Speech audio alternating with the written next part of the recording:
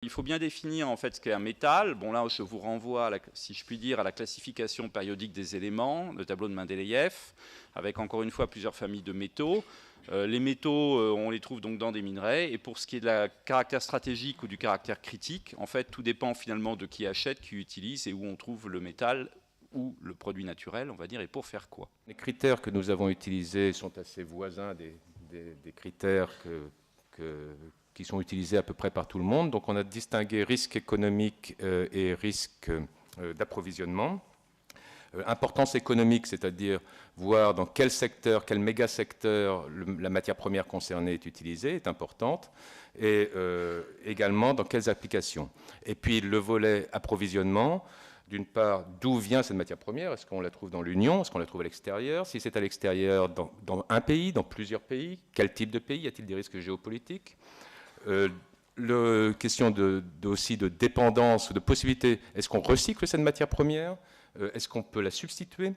Et puis, on a également un autre élément dans ce volet risque approvisionnement, ou plus exactement qu'on ajoute pour ce qu'on appelle le risque environnemental, à savoir est-ce que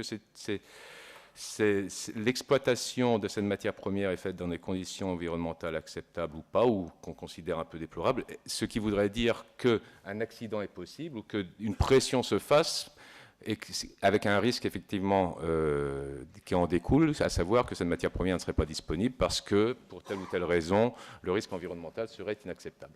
Donc c'est sur cette base-là qu'on a défini cette liste de matières premières critiques. Look around you and remember that the age of technology metals began in 1945 for a very good reason. Cost was not an issue in the development of new methods to kill people between 1939 and 1945.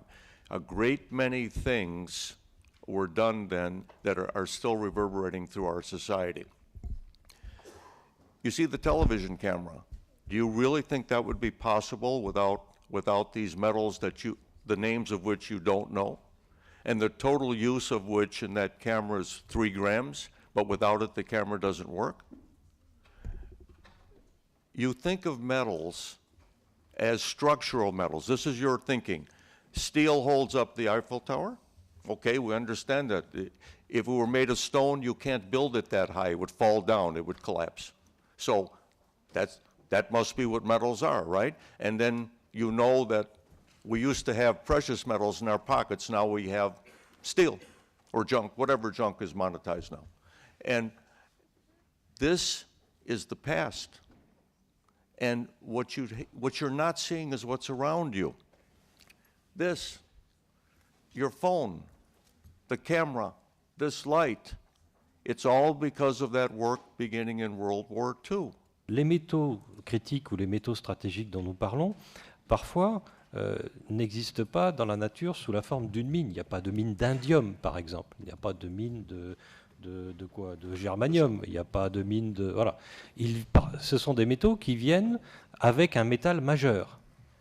Donc, vous avez une mine de zinc, une mine de plomb, et si vous êtes chanceux, avec ce métal majeur viendront des métaux mineurs qu'on appelle les métaux stratégiques. On trouve des terres rares dans les billets de banque.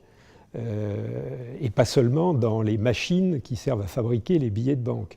On trouve les terres rares, pour toujours parler de ces substances au nom très évocateur, même s'il est un peu faux, dans la plupart des produits de haute technologie à l'heure actuelle, que ce soit des produits très diffusés comme les téléphones portables, automobiles, ou que ce soit dans des produits un peu moins diffusés comme les éoliennes gigantesques que l'on essaye d'installer, ou les grands champs de photovoltaïque que l'on trouve également actuellement en France.